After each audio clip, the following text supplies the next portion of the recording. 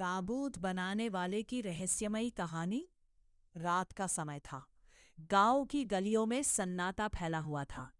ठंडी हवा धीरे धीरे बह रही थी। उसी गांव में एक आदमी रहता था, रामू बढ़ाई। रामू पूरे गांव में ताबूत बनाने के लिए मशहूर था। वह लकड़ी से बहुत सुंदर ताबूत बनाता था।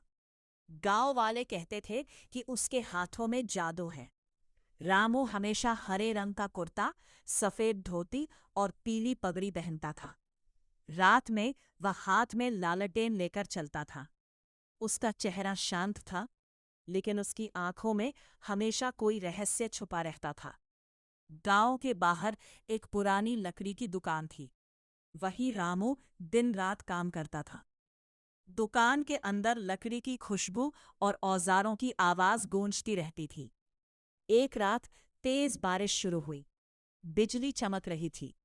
तभी रामू की दुकान का दरवाजा धीरे धीरे खुला। क्या कोई है? रामू ने पूछा। दरवाजे पर काले कपड़ों में एक बूढ़ा आदमी खड़ा था।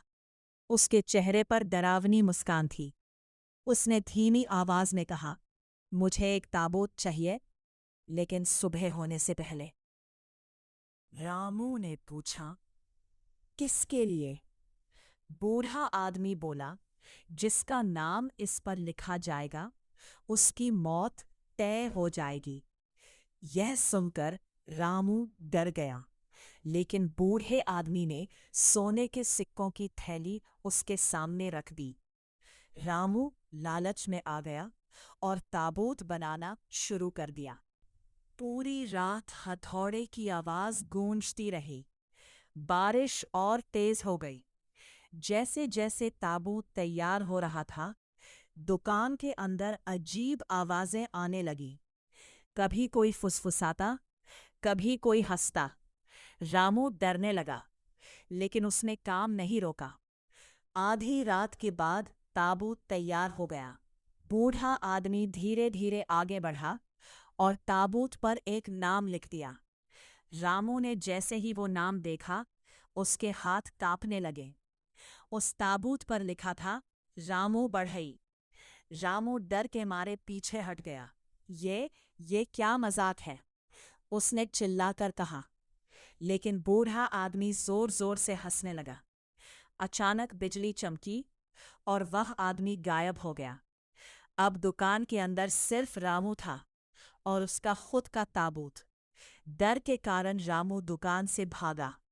वो रात के अंधेरे में गांव की गलियों में दौड़ने लगा। उसके हाथ की लालटेन हिल रही थी। उससे हर जगह वही बूढ़ा आदमी दिखाई देने लगा। कभी पेड़ के पीछे, कभी घर की छत पर, कभी अंधेरे रास्ते में। रामू पूरी रात भागता रहा। सुबह होते ही गांव वाले उसकी दुकान पर पहुंचे। दुकान का दरवाजा खुला था। अंदर वही ताबूत रखा था, लेकिन रामू कहीं नहीं था। लोगों ने डरते डरते ताबूत खोला और अंदर रामू की लालटेन रखी थी, जो अब भी जल रही थी। उस दिन के बाद गांव में कोई भी रात के समय उस दुकान के पास नहीं गया। लोग कहते हैं, आज भी आधी रात में हथौड़े की आवाज सुनाई देती है और अंधेरे में एक आदमी लालटेन लेकर ताबूत बनाता दिखाई देता है।